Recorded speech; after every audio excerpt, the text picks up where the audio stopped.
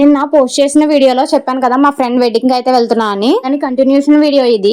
Welcome to my mini vlog. ఇంకా నా friend పెళ్లి కోసం అని ఒక చిన్న గిఫ్ట్ తీసుకున్నాను. అదే ఇక్కడ చెల్లి ప్యాకింగ్ చేస్తుంది. అది యాక్చువల్ గా ముందు రోజు నైట్ తీసుకున్నాం. నైట్ బాగా లేట్ అయిపోవడం వల్ల అక్కడ ప్యాకింగ్ చేయడం అనేది అవ్వలేదు. ప్యాకింగ్ కి కావాల్సిన అన్ని వాళ్ళ దగ్గరే తీసేసుకొని మేమైతే వచ్చి ఎర్లీ మార్నింగ్ ఇంకా ప్యాకింగ్ అయితే చేస్తుంది చెల్లి. నాకు మా చెల్లిని ఇరిటేట్ చేయడం అంటే చాలా ఇష్టం. ఫ్యామిలీలోనే అంతే కదా, మన సిబ్లింగ్స్ తో మనం ఎంత బాగా ఇరిటేట్ చేస్తా అంత హ్యాపీగా ఫీల్ అవుతూ ఉంటాం. కానీ వాళ్ళు మనల్ని ఏమీ అనరు. అదే బాండింగ్ అంటే.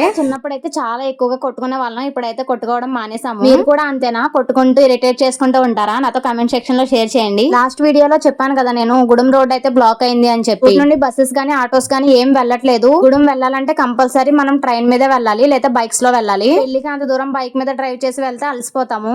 మార్నింగ్ 9 కి 11 కి ట్రైన్ ఉంది. ఇంక నేను 11 o'clock కి ట్రైన్ కి వెళ్తున్నాను. ఇంకా ఇప్పుడు రైల్వే స్టేషన్ అయితే రెనోవేషన్ లో ఉంది. నిడదవోల్ది స్టేషన్ వర్క్ అయితే నడుస్తుంది. డైరెక్ట్ గా రైల్వే స్టేషన్ లోపలికి అయితే వెళ్ళడానికి లేదు. పక్క నుండి ఒక రూట్ అయితే ఉంది, అక్కడ నుంచే మనం వెళ్ళాలి. ఇంకా ట్రైన్ అయితే చాలా ఖాళీగా ఉంది. 11 o'clock కి నేనైతే స్టార్ట్ అయిపోయాను. ట్రైన్ అయితే ఎగ్జాక్ట్ టైం కి పర్లేదు, బానే వచ్చింది. హైదరాబాద్ వెళ్ళినప్పటి నుంచి నేను అంతా నైట్ జర్నీ చేస్తున్నాను. చాలా డేస్ తర్వాత అయితే నేను మార్నింగ్ జర్నీ చేశాను. పొలాలు చూసుకుంటూ చాలా హ్యాపీగా అనిపించింది, రిలాక్సింగ్ గా కూడా అనిపించింది.